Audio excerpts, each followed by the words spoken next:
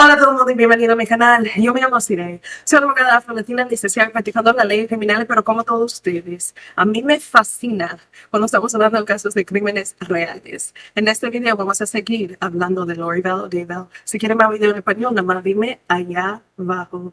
Hi everyone, welcome back to my channel. My name is Desiree. I'm a licensed and practicing Afro-Latino criminal attorney who, much like the rest of you, has a severe fascination with true crime cases. Listen, we've already done multiple videos on this channel where we've discussed Lori, her treachery, her deceit, her crimes, and all of her criminal activity. In the last video, if you'll remember, we discussed the first of Lori's Arizona trials for the murder of her fourth husband, Charles Vallow. Today, we're going to continue on in our saga about Lori Vallow Daybell, but specifically about her second Arizona trial for the conspiracy to commit the attempted murder of Brandon Boudreaux. Let's get started. If you remember in the last video, Lori decided to proceed pro se and represent herself for the murder of her fourth husband, Charles Vallow. Mr. Cox, how long has it been since we've seen each other in person? Don't know. When was the last time you saw me? I don't recall. So, has it been a year, 2 years, 3 years, 5 years, 6 Something like years, that. 7 years, 8 years? Something. Okay. So, you have no idea. Nope. You have no idea when the last time you saw me in person. I don't know the year or how many years it's been. Okay. So, did you see me at Colby's wedding in January 2018? No, I was not there. You didn't come to Colby's wedding. No, I did not. So did you see me sometime that year at my house Possibly. where Colby got married? That house. I did see you at that house, yes. At least one time. Yes. So possibly in 2018. Yes. And when was the last time we had any communications? The last time I remember our communications was you and I were speaking in the kitchen when the family was over. Okay. So you think that was that time in 2018? I think so. Okay. And were we eating my green chili chicken enchiladas? Do not remember that. You do not remember that? Nope. Is that what I made every time we had a family get together, which was like 10 times a year? I don't remember that. Okay. Although she was ultimately convicted, Lori's sentencing for that case has yet to occur because she told the court she would rather wait till see what happened in this case and to see if she could just be sentenced for both cases simultaneously. I haven't really mentioned him by name, but the judge that presided over Lori's last trial and the judge who will preside over this trial is a judge by the name of Justin Beresky. When I tell you that Judge Beresky has the patience of a saint and has been more than patient and more than kind with Lori, I'm not kidding. I think everyone has their breaking point, though, because after treating her with the respect she does not deserve, Judge Beresky finally had it with Lori. A few weeks before Lori's conspiracy to commit attempted murder trial, Lori was back before the court, yes, again representing herself, but this time for a pretrial conference. If you guys will remember from one of my prior discussions about Lori, a pretrial conference is merely a hearing that occurs prior to trial to see if there are any unresolved matters that need to be addressed before proceeding to trial. I'm not going to discuss absolutely every issue that was addressed at the pretrial conference, but let's just talk about some of them so you can see what actually happened. First, Lori filed a motion for a new trial. The prosecution responded, and the court noted that it was waiting for Lori's reply to the prosecution's response. Lori informed the court that that reply was ready to go, and the court really didn't make that much of an issue. Second, the court addressed the prosecution's 404B motion. We might have talked about this already on this channel, but a 404B motion merely is a motion of intent to introduce the defendant's prior bad acts. That being said, before the court could even address the motion, the prosecution informed the court that it was withdrawing it, and again, that became a non-issue. Third, the court addressed the state's motion to not broadcast the face of one of the witnesses. It's my understanding that this witness is an FBI agent and he works in an undercover capacity. So broadcasting his face might be problematic for his future projects and assignments. Because it was the prosecution's motion, Lori was entitled a response. And before responding, I'll tell you that she gave the court much unneeded sass. Next, we have state's request to preclude the media from showing the face of a testifying witness, one of the witnesses. I'm assuming you don't really have a dog in that fight, Ms. Daybell? Or do you have a response? I don't have a dog in the fight, but I haven't had a chance to read over. I just got a bunch of this stuff, so I'm not really sure what they're asking for. Well, one of the witnesses also works in an undercover capacity, and showing that witness's face could compromise other investigations or things that witness is doing. So it's a request to not broadcast his face through the media out into the public. And is this witness FBI or something to that effect? It's Nicholas Balance. I think he is an FBI agent. Correct, he is an FBI agent. And he's a relevant witness because of why? According to the state's notice, he created a PowerPoint regarding some of the Wi-Fi or cellular data Cellular and location. Wi-Fi use, yes. I have no real objection to him being obscured. I don't know how they'll do it, but All right, so I'll direct the media during trial when witness Nicholas Balance is called to testify. They can't broadcast his face out. They can focus the lower part of the witness stand or something like that, but his likeness or image or face should not be broadcast out. After that, the court ultimately addressed the prosecution's updated 609 notice. A 609 notice is a notice that's filed to impeach the credibility of a witness through prior criminal convictions. That is different than a 404B motion because a 404B motion intends to introduce prior bad acts, so it doesn't necessarily have to be prior criminal convictions. Before 404B evidence can be admitted, the court will go to a hearing. An entire evidentiary hearing will occur where the court will listen to different testimony and decide what 404B evidence and what prior bad acts are admissible. That is different than a 609 notice because a 609 notice, the defendant was already convicted. So this is just a notice to the defendant that, listen, I might use your prior criminal convictions to impeach you should you testify. That being said, it's my understanding that the prosecution in this case already filed a 609 notice prior to Lori's other trial for Charles's death. The prosecution was merely updating the 609 notice to include the conviction from that trial. Not that you asked my opinion, but I can't envision a freaking world in which Lori would get on the stand and testify, but should she choose to do that, she's on notice that the prosecution might choose to introduce her prior criminal convictions. Next, the court took up Lori's motion for no restraints during trial. If memory serves me, Lori filed a similar motion prior to the last trial, and the court said, listen, you're going to be restrained. It was no different here. In addressing this motion, the court and Lori went back and forth quite a bit. The court really tried to patiently explain everything to Lori, but things took a pretty interesting turn.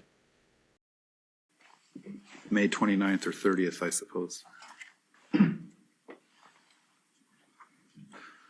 All right, then we have the defendant's motion for no restraints in trial dated May 6th. I don't know, in your motion, I don't know where you get the idea that the sheriff's office recommendation ever was that you have no restraints at all. Their minimum recommendation was that you wear a rack belt. well, I have it right here and I copied it verbatim. Yeah, you Okay, said, what it recommendation. said was my recommended minimum requirements as listed above, and those were to wear a rack belt. It said, or the recommendation of MCSO was that they could have a unarmed detention officer and an armed deputy sheriff if I was to not have any restraints. Right, but that wasn't their recommendation.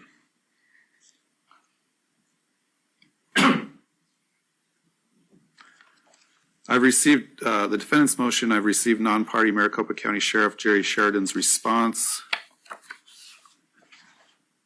On the MCSO security justifications, my understanding is that was his recommendation. Your Honor, Joseph V. Hill for the Sheriff's Office, if you have any questions. Oh, okay. Well, I'll deny the motion from the defendant. The same conditions will be set that we had in the first trial, that being you wear the rack belt, no leg brace. There was one incident during the trial where you asked to take a break because a strap was hanging down behind your jacket. We did that. We rectified the situation. There's been no indication whatsoever that the jury noticed the rack belt or anything like that. So I think those conditions are appropriate and will remain for the second trial. Your Honor, the jury was not polled to see if they noticed anything either. Was that correct? Right. There was no request for that. All right. So next we have. After that motion was addressed, the court took up Lori's motion to meet with advisory counsel for the lunch hour. The prosecution took no position and the court ultimately granted it.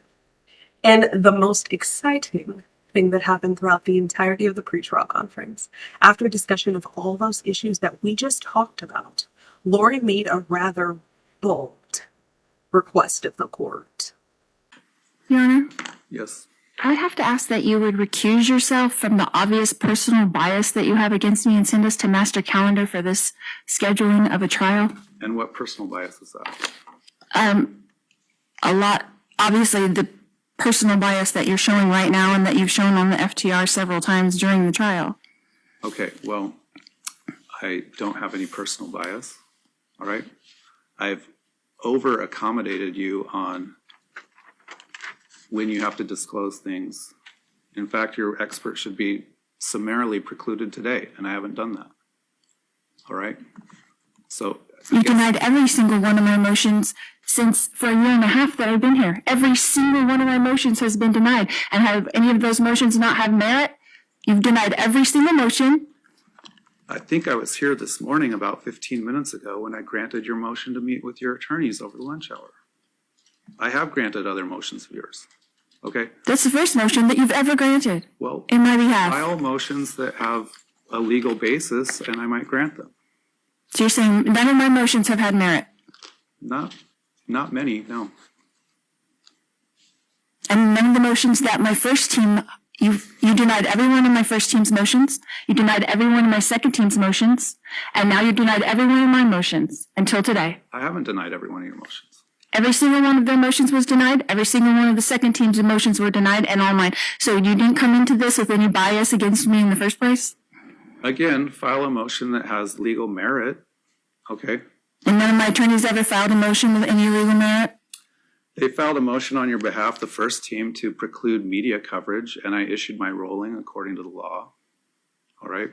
They filed a motion to have you dressed out, not in jail clothes during hearings like this. Okay? That was not based in law. I denied that motion. So I've ruled on the motions as required by law. Without any kind of a conclusion of law in them, just denied, denied, denied, denied. Does that not show a bias and a prejudice against one single person? All right. Are you done? Are you not going to recuse yourself? No, I'm denying your motion. Anything else? As we talked about before we addressed the pretrial conference, I think Judge Beresky has the patience of a saint. He's given Lori chance time and time again. The audacity of Lori to try to play victim yet again and accuse the judge of being biased against her. Ma'am, where? I don't know if it's just that Lori believes her own lies or if she's truly insane, or maybe a combination of both.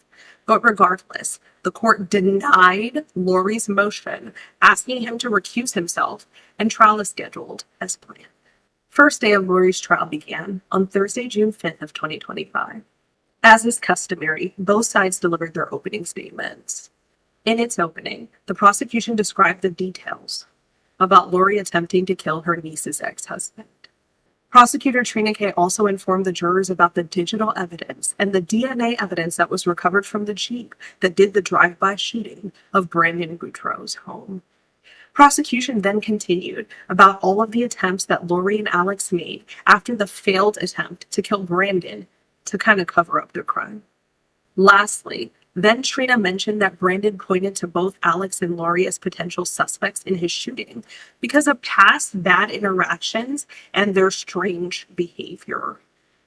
In a less factually based turn of events, Lori delivers her opening statement and denies any culpability at all in the shooting of Brandon Boudreaux. Lori further denied any animosity between her and Brandon. Lori also had the unmitigated gall to suggest that the prosecution's case was based on speculation and innuendo versus hard evidence. Ladies and gentlemen of the jury, here we are at trial. And the judicial system can be difficult to understand at times. There are laws and rules and statutes that govern how things will proceed in this trial. You yesterday got to hear the preliminary jury instruction, so you kind of got an order of how things are going to go. In order for someone to be charged with a crime, as I have been, Your Honor, I'm going to object to argument versus an opening statement. I'll remind the defendant, an opening statement should be a preview of what is to be expected at trial. So go ahead. that law enforcement presents evidence that they gather, and the state prosecutors are going to present that to you.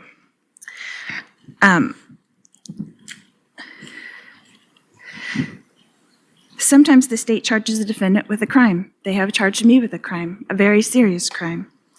Sometimes they take the allegations to a grand jury to decide if the I'm defendant going should to be object charged. again, Your Honor. Improper That's, argument. Asked to strike. Hold on. The jury should disregard that last comment. How the charges arrived here are not for the jury's consideration. The prior proceedings are not for the jury's consideration. Please proceed. The state or the prosecution will then take the information gathered, the evidence from law enforcement, and present to you a story, a theory, their hypothesis of what happened. In this case, the prosecutor was not present during this alleged crime. The Gilbert Police Department was not present during this alleged crime. So it is their job to fill in the gaps, make up a theory, and present it to you, the jury, at trial. This is their job. They are not witness to the actual events because they weren't there that day with Brandon at the house when this alleged shooting occurred. This case is about a conspiracy. And a conspiracy is when two or more people make an agreement to commit a crime. They have to willingly and knowingly participate. Conspiracy is an ancient word that appears in the Bible on many occasions. Judas conspired against Jesus with the chief priests for I'm going to 30 pieces of silver. object to, unless this is being presented at trial, I'm not sure that this is appropriate opening. What is the legal objection? Well, you're arguing. The opening statement is not argument. I'm going to allow it briefly, but I may cut you off depending on where you're going with that. Cain conspired against Abel, his brother. This case is a case of conspiracy. The charge against me is that I conspired with my brother, Alex Cox, to murder my niece's husband, Brandon Boudreaux. But you will find, as you begin to see the evidence put forth in this case, that there was not any animosity between Brandon and myself. I personally did not have any motivation to have harm come to Brandon. In fact, Brandon and I had a very friendly relationship all of the time that I have known him. I first met Brandon when he was marrying my niece, Melanie. And Your Honor, I'm going to object to, unless the defendant's Hold testifying. on. Can I have the parties approach briefly? Can I have you approach briefly? After both sides delivered their opening statements, the prosecution called numerous witnesses to include their strongest, the victim in this case, Brandon Boudreaux. But I remember the first thought I had was I need to call 911. Someone just shot at me. So that, you know, and I remember my phone flying forward and backward because I was driving quickly and accelerating quickly. I remember getting my phone and calling 911 and just, I mean, I remember having a hard time breathing, you know, just feeling overwhelmed that somebody shot at me. And then I think maybe because I was feeling a little guilty or something, I remember thinking like, oh, maybe, I mean, there's no bullet in my car. I don't see a bullet hole anywhere. Maybe they did, maybe it wasn't a real gun. Maybe I'm overthinking this, you know. You have a lot of thoughts going through your head. In addition to Brandon, the prosecution called Brandon's neighbor, as well as 2 law enforcement witnesses, to testify about their involvement in this case. The second day of Lori's trial continued on Friday, June 6th of 2025. Lori, again representing herself, had an opportunity to cross-examine Brandon, and things got rather spicy. So we've known each other a long time. Is that correct? A long time can mean a lot of different things. Since 2008. Correct. Okay. And we had a familial connection. Is that correct? Yes. And we always had a friendly relationship, you and I. Is that correct? I wouldn't say always. Okay. Until what time? Until probably end of 2018. Okay. And we spent many holidays together. We did. And you and Melanie were married a little over 10 years. Is that correct? Correct. Okay. And I was there at your wedding. Is that correct? Correct. And I came to Utah to help you when your first child was born. Is that correct? I'm going to object to relevance. I'll allow it. Go ahead. Correct. And I was there when your second child was born. Is that correct? You were not present when my child was born, but Well, I came to help and watched Beresky, so I was there. you visited you were with my family, correct? Okay. And I flew in from Hawaii when Blake was born to help with the kids, and I watched them while you and Melanie were at the hospital. Is that correct? Object again to character evidence. Sustain.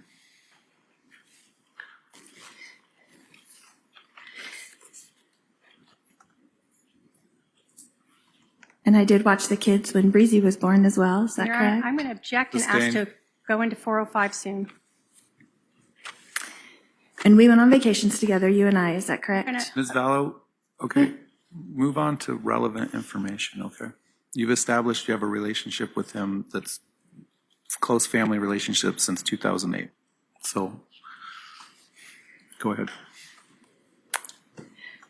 And you came to visit me in Hawaii a few times. Is that correct? And Your Honor, I'm going to object. I'm just asking in the sense that it was him coming to me. All right, There's things that happened there that I'm going to. approach. Okay. As we've seen and noticed during the last trial, Prosecutor Treena K isn't really shy when it comes to her objections, and she launched numerous objections at Lori as she was cross-examining Brandon. Most of her objections surrounded the relevance of the questions that Lori was asking, and the court admonished Lori about her questioning. Lori, I think, is kind of just fed up at this point, so she was talking over the court over his admonitions, and ultimately continued asking questions like nothing. The third and fourth days of Lori's trial continued on Monday, June 9th and Tuesday, June 10th of 2025. Over the course of these next 2 days, the prosecution called numerous law enforcement witnesses as well as expert witnesses. These witnesses testified about a lot of things, to include Alex's search history with some rather interesting terms. Those terms included man shot in Gilbert and how to load your own ammunition. The fifth day of Lori's trial continued on Wednesday, June 11th of 2025. On this day, both the prosecution and Lori rested their cases. Much like her last trial, and much like I speculated, Lori did not take the stand in her own defense here either. Also important to note that the court denied Lori's motion for judgment of acquittal. A motion for judgment of acquittal, or an MJOA motion, can be called numerous things in numerous different localities, but basically, it's a motion where defense says that the prosecution hasn't proven their case and the charges beyond a reasonable doubt and asks the court to dismiss the charges. It is customary for defense to file these motions in all criminal cases, but it's not like an actual motion you write and file. You more so orally argue it at the conclusion of the prosecution's case in chief. The standard for these motions is the light most favorable to the prosecution. So after determining that in the light most favorable to the prosecution, there's been more than substantial evidence to prove that Lori conspired with Alex to try to kill Brandon Boudreaux, the court denied Lori's motion. After denial of Lori's MJOA, both parties did their closing arguments. In her closing, Prosecutor Treena K emphasized the strength of the evidence against Lori and also pointed to the fact that Brandon immediately pointed out Lori and Alex as the two involved in his shooting. In sharp contrast to that, Lori went on to discuss her feelings and how she felt she was misunderstood and everything was just a huge family tragedy. When a family breaks apart, it is a tragedy, with the devastation far-reaching, affecting many people. I am not exempt from tragedy, none of us are. But what we learn from it is most important. Because of this experience, I've studied the law and the judicial system, and that knowledge will stay with me forever. When we experience tragedy, we can grow stronger from the experiences, and then those experiences are not all negative. You would think that often people in my position would feel defensive or angry. And from where I'm standing, I understand that very well. But I don't feel any of those things. You have watched me under pressure, under scrutiny, and even under attack. And I have shown you that I'm not on any of those things. I'm going to object to character evidence and testimony that's not in Sustained. evidence. Ms. Daybell, could I have you pull that microphone a little closer, please? You can't be upset with people who are forced to look at your life from a distance or judge it through a lens that's being intentionally distorted or being at least very limited. Like the lens the state has shown you on this event. There's so much more going on that is not included to your view. The law prevents some of these things from being shared I'm in going to trial. object, Your Honor, to improper. Sustained. You have seen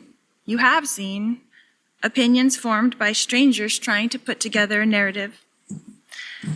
I have shown you that basically there is no defense to what a person did not do or did not participate in.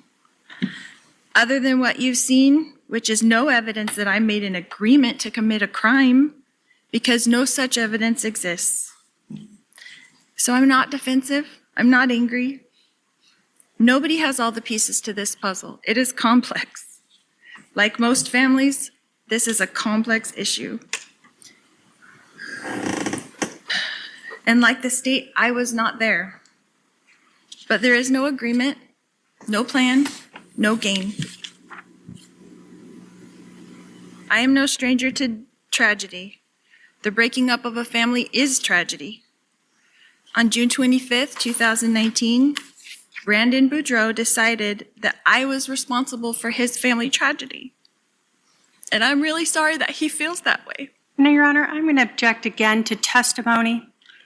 All right, the jury is reminded that what is said in closing statements or closing arguments is not evidence, it is not testimony. The intent of the closing argument is for each side to argue what the evidence shows. Go ahead. After listening to closing arguments and on the sixth day of trial, Thursday, June 12th of 2025, the jurors delivered their verdict. In the Superior Court of the State of Arizona, in and for the County of Maricopa, State of Arizona versus Lori Daybell, CR 2022-001242-001. Verdict, count one. We, the jury, duly impaneled and sworn in the above entitled action upon our oaths, do find the defendant, Lori Daybell, as to the crime of count one, conspiracy to commit first-degree murder occurring on or about October 2nd, 2019 as follows. Guilty. Signed, foreperson. Are these your true verdicts, so say you one and all? Yes. Yes. Yes. Are any of us surprised by this verdict? Are you? Yeah, me neither. I think that it's important that justice was served as to all of Lori's victims, and I'm glad that the jurors got this one right as well. Like I said at the beginning of this video, Lori has yet to be sentenced for Charles' murder. Because she was convicted here as well, the court will take up sentencing as to both cases on July 25th of 2025. Lori has proven to be so ridiculously self-absorbed that she can't see anything past herself. Her actions are absolutely repulsive. And hopefully the sentences in all these cases will help the victims process and hopefully come to some sort of peace. I feel like at this point, Lori's racking up life sentences like Pokemon cards. So what's another one or two? If you guys would like me to discuss Lori's sentencing, let me know down below and I'll see if we can do a video on that. As always, thank you guys so much for watching. Please be sure to like, comment, share, and subscribe. Until next time, y'all take care.